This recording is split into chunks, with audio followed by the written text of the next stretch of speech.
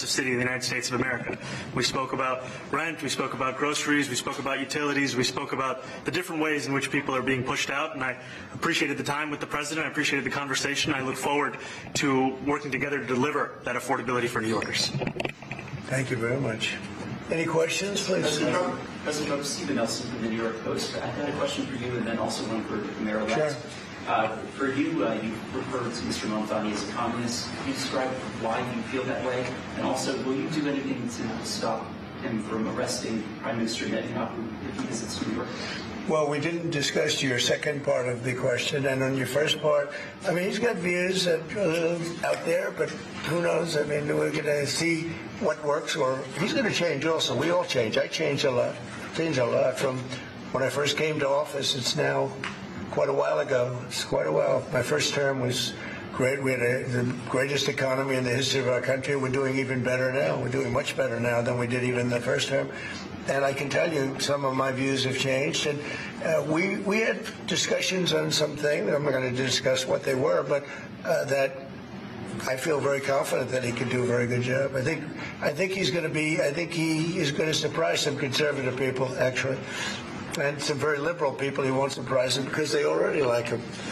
And Mr. Mamdani, it sounds like you had a productive discussion, but just days ago you referred to President Trump as a despot who betrayed the country. You said you would be his worst nightmare and accused him of having a fascist agenda. Are you planning to retract any of these remarks in order to improve your relationship? I think both President Trump and I, we are very clear about our positions and our views, and what I really appreciate about the President is that the meeting that we had focused not on places of disagreement, which there are many, and also focused on the shared purpose that we have in serving New Yorkers. And frankly, that is something that could transform the lives of the 8.5 million people who are currently struggling under a cost of living crisis, with 1 in 4 living in poverty. And the meeting came back again and again to what it could look like to lift those New Yorkers out of struggle and start to deliver them a city that they could do more than just struggle to afford it, but actually start to live in it. And I've been called much worse than a despot, so it's not that insulting. Maybe I think he'll change his mind after we get to working together. Yes, please. Mr. President, from MTV Lebanon. Good. I would like to ask you a question about the Middle East regarding you said that Hezbollah in Lebanon is not in a good position. And Lebanon now is the final unresolved after Gaza and Syria. Given your assessment, guys, what do you say for the Lebanese today? It's the independent state in Lebanon. And what is your next move to push toward disarmament?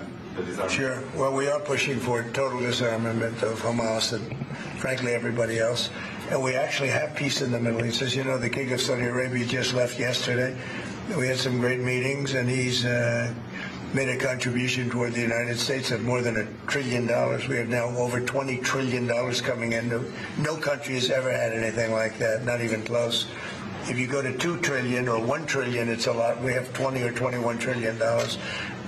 I think that Hezbollah has been a problem in Lebanon, big problem. We're working with Lebanon. We're working with everybody in the Middle East. That's another thing I think we have in common. We want to see peace in the Middle East, and we actually have now, for the first time, peace in the Middle East after 3,000 years.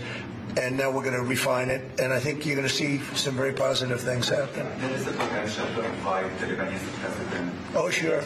Oh, I would do that, absolutely. And if the mayor would like to be here for that meeting, because I know he feels very strongly. I think you feel very, very strongly about peace in the Middle East. I think we desperately want it, and that's something that I shared with the president, that when I spoke to New Yorkers who had voted for the president last November on Hillside Avenue and Fordham Road, I asked them why. I heard again and again two major reasons. One was that they wanted an end to forever wars. They wanted an end to the taxpayer dollars we had funding violations of human rights, and they wanted to address the cost of living crisis. And I appreciated the chance to discuss both of those things. You said a lot of my voters actually voted for him, and I'm okay with that. I'll do that. I'll sign it. Give it to me. I'll sign it in a minute. That's pretty good. Mr. President, you threatened to send federal troops to New York City. You both have differences when it comes to ICE agents in New York City. Mr. Mamdani, you call ICE a rogue government entity. I wonder how you reconcile your differences on both of those issues. Well, I think we're going to work them out, and I think that if we have known murderers and known drug dealers and some very bad people. We want to get them out. And the mayor wants to have peace. We discussed this at great length, actually, maybe more than anything else. He wants to have a safe New York. Ultimately, a safe New York is going to be a great New York. If it's not safe, no matter how well we do with pricing and with anything else, we can talk about anything you want to have safe streets, it's not going to be a success. So we're going to work together. We're going to make sure that if there are horrible people there, we want to get them out. I think he wants to get them out maybe more than I do. So we'll work together. We discussed it.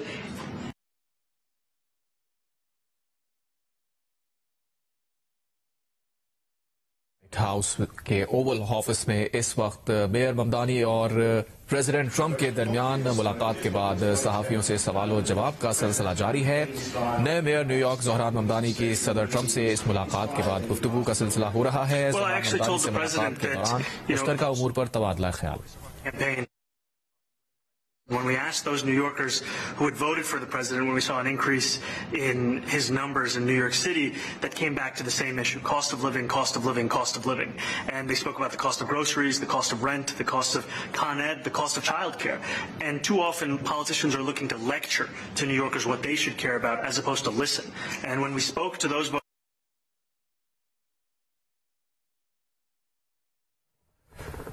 New York के mayor ज़हरान Mamdani की मुआवनत करेंगे, ऐसा कहना है अमरीकी सदर का। उन्होंने कहा कि उम्मीद है ममदानी कुछ क़दामत पसंदों को भी हैरान कर देंगे। ज़हरान ममदानी नेतन्याहू को गिरफ्तार करेंगे या नहीं, इस पर बात नहीं हुई। We've gotten fuel prices way down, but it hasn't shown up in Con Edison, and we're going to have to talk to them. If we're sending them fuel at a much lower price than it was a year ago, which is true, we have to get Con Edison to start lowering their rates. Absolutely. And if I may, last week you told me you were pushing ahead with your plans to sue BBC for up to $5 billion. You were going to speak to Prime Minister Starmer as well. Is there any progress or any updates on those issues? Well, we get along very well with the Prime Minister. We made a deal with UK. I like him. He's a fine person. And, I think they have some big energy problems. They've got windmills all over the place. They're going to have to start using other methods because their energy is out of control. Talking about in the UK, it's out of control. And he's got that problem. He's got a big immigration problem, as you know, and he's got a big energy problem. And we talk about it. He's a good man. Prime Minister's a good man. You had a chance to speak this week. I haven't spoken this week. Have you spoken to President Zelensky, or do you intend to Who? speak to President Zelensky about your plan as a leader? I've spoken with their people. We have a plan. It's horrible what's happening. It's a war that should have never happened. It would have never happened if I was president, and it's a shame. And I thought they should have acted quicker. But it's a cold winter, and a lot of the you talk about utilities, but a lot of the big energy producing plants have been under attack, to put it mildly, to put it nicely. We have a way of getting peace, or we think we have a way of getting peace. He's going to have to approve it. It's so sad. So many people. Last month they lost 25,000 soldiers. This is something we haven't seen anything like this since the Second World War. They're averaging 6,000 or 7,000 a week between the two of them, dead soldiers. And it goes on, and I think they're getting reasonably close. But I don't want to predict. I would have said that would have been one of ones. I did 8 peace deals of countries, including in India, Pakistan. You could even go, in fact, they're coming here in a week or two, go to the Congo and Rwanda. That was 10 million people dead. And we worked something out on that, but so many. And the one I thought would have been, for me, because I have a very good relationship with President Putin, I thought that would have been maybe quicker. But it does take 2 to tango. And now you just see all the death. And, it doesn't affect us other than the fact that we don't want to see all those people that really is on the other side of the ocean. It's a war that should have never happened. It did happen.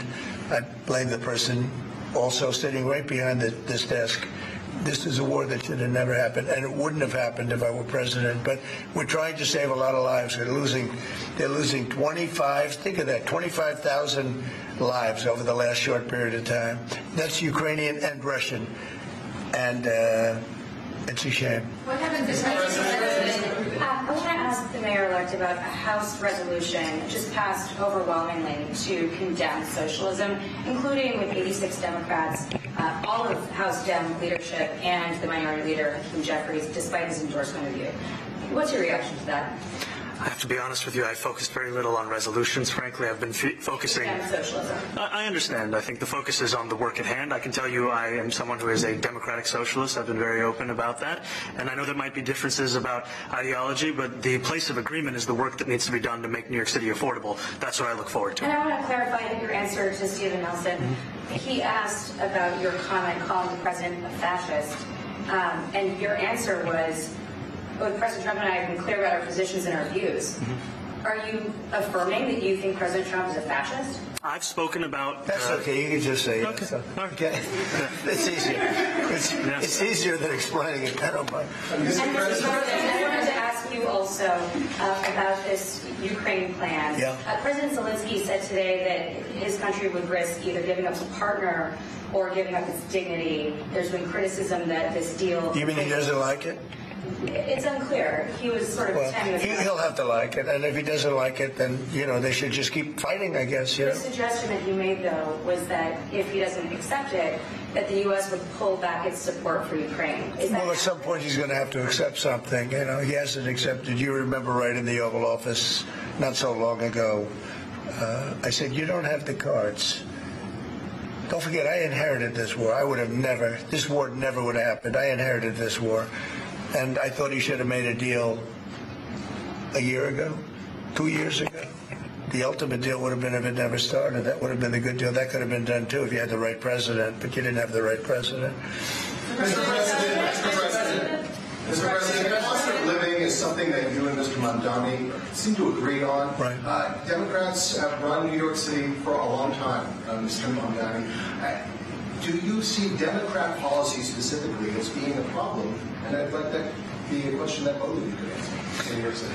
Look, I think that there are many things in our city where we have to own the responsibility of it, things that existed long before the president was the president. And those are also part of the message of our campaign, was to take on a broken politics of the past. And I ran against a number of candidates who represented different versions of that past. And what we found time and again is that working people were left behind in the politics of our city. And what we're looking to do is put those people right back at the heart of our politics so that we don't have a situation where we're in the wealthiest city in the history of the world, and yet 1 in 5 can't even afford $2.90 for a Metro card. Mr. President, We had some interesting conversation, and some of his ideas really are the same ideas that I have. But a big thing on cost, the new word is affordability. Another word is just groceries. It's sort of an old-fashioned word, but it's very accurate. And they're coming down high. They were... we had, both of us, we had the highest inflation in the history of our country the last 4 years under the Biden administration, and we've got inflation down now to a normal number. It's going to go even a little bit lower than that. Katie, do you have something in a bit? Mr. President, thank you so much. Mr. Mamdani often talks about New York City being covered by international law, that they will follow international law. He doesn't often talk about the U.S. Constitution.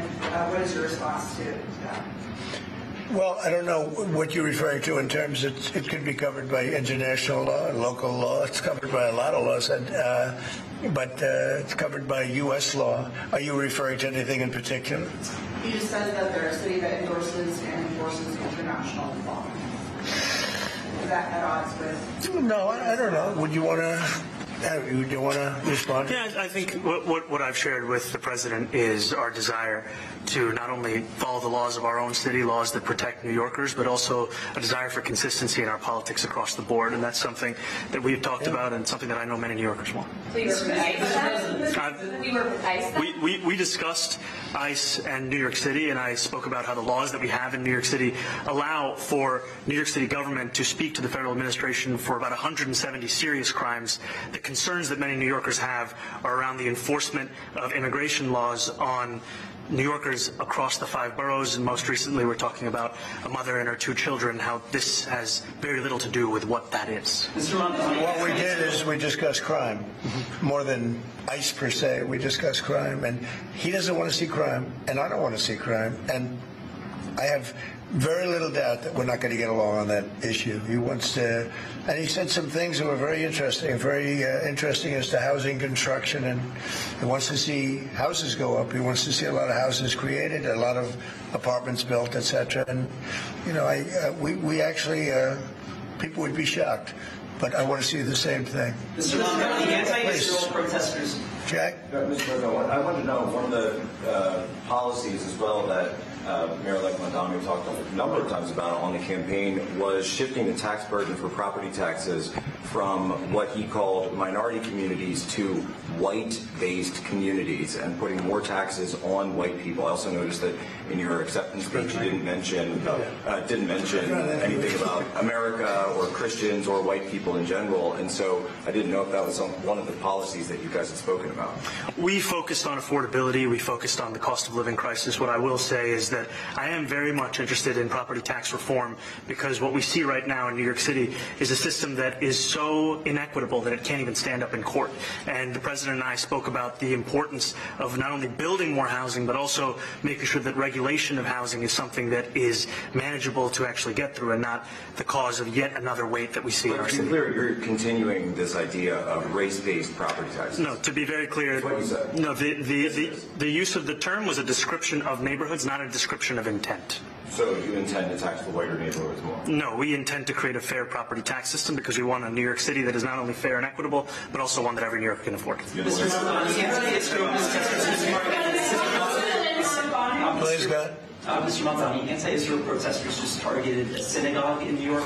Are you concerned about Jewish New Yorkers feeling welcome and safe in the city? And President Trump, you threatened to call off federal funding to New York City. What policies would prompt you to do that? Would that be city-run grocery stores? Would it be something else? Well, I think if we didn't get along, whether it's cut off or just make it a little bit difficult or not give as much, we want to see, I use the term, we don't want good money going after bad. And we don't want that to happen. I don't think that's going to happen. I did say that, subject to what policies are being said. We had a meeting today that actually surprised me. He wants to see no crime. He wants to see housing being built. He wants to see rents coming down, all things that I agree with. Now, we may disagree how we get there, the rent coming down. I think one of the things I really gleaned very much today, we'd like to see him come down, ideally, by building a lot of additional housing. Yeah. That's the ultimate way. He agrees with that, and so do I. But if I read the newspapers and the stories, I don't hear that. But I heard him say it today, and I think that's a very positive step. No, I don't expect. I expect to be helping him, not hurting him. A big help. Because I want New York City to be great. Look, I love New York City. It's where I come from. I spent a lot of years there. Now I'm right here. We took a big setback with the mayor that we had, Dave de Blasio. I thought it was a tremendous setback for the city. I think this mayor can do some things that are going to be really great. Mr. President, Okay, how about you? Go ahead, please. You're a billionaire. You call a different address nowadays than you used to, but you used to call New York City home. Would you feel comfortable living in New York City under a Mamdani administration? Yeah, I would. I really would. Especially after the meeting. Absolutely. What makes you comfortable? We agree on a lot more than I would have thought. I think I want him to do a great job, and we'll help him do a great job. He may have different views, but in many ways, we were discussing when Bernie Sanders was out of the race, I picked up a lot of his votes, and people had no idea because he was strong on not getting ripped off in trade and lots of the things that I've practiced and been very successful on, tariffs, a lot of things. Bernie Sanders and I agreed on much more than people thought, and when he was put out of the race, I think quite unfairly, if you want to know the truth, many of the Bernie Sanders voters voted for me. And I felt very comfortable, frankly, in seeing that and saying that. And, it just turned out to be a statistical truth. But, no, I feel very comfortable.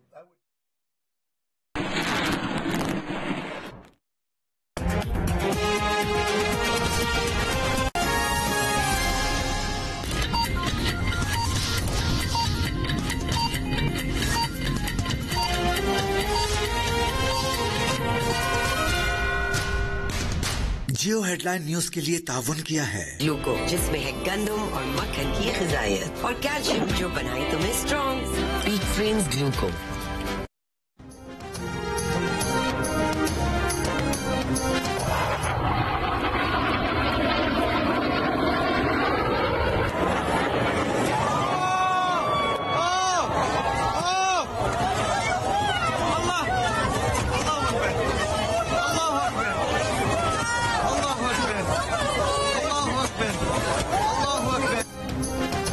Dubai air show में भारतीय लड़ाका तैयारा तेजाज गिरकर तबाह, pilot हलाक। भारतीय फजाइया ने तस्दीक कर दी। हादसे की तहकीकात के लिए कमेटी कायम करने का ऐलान। भारतीय लड़ाका तैयारा दुबई एयर शो में फजाई मुजाहिरे में शरीक था। भारतीय मीडिया के मुताबिक 2 साल से भी कम अरसे में तेजाज तैयारा का ये दूसरा हादसा है। मार्च 2024 में तेजाज लड़ाका तैयारा राजस्थान के शहर जैसलमेर में गिरकर तबाह हुआ था। हादसे के बाद हिंदुस्तान एरोनॉटिक्स लिमिटेड के शेयर्स की कीमत 2.5% गिर गई। भारतीय फजाइया के सरबराह एयर मार्शल अमरप्रीत सिंह ने कुछ माह पहले ही दिफाई मंसूबों में मसाइल का जिक्र किया था। कहा था भारतीय फजाइया के लिए कोई भी दिफाई मंसूबा कभी वक्त पर पूरा नहीं होता। कई बार मुआहदे पर दस्तखत करते वक्त ही यकीन होता है कि ये वक्त पर मुकम्मल नहीं हो सकेगा, लेकिन इसके बावजूद हम ऐसे मुआहदे करते हैं।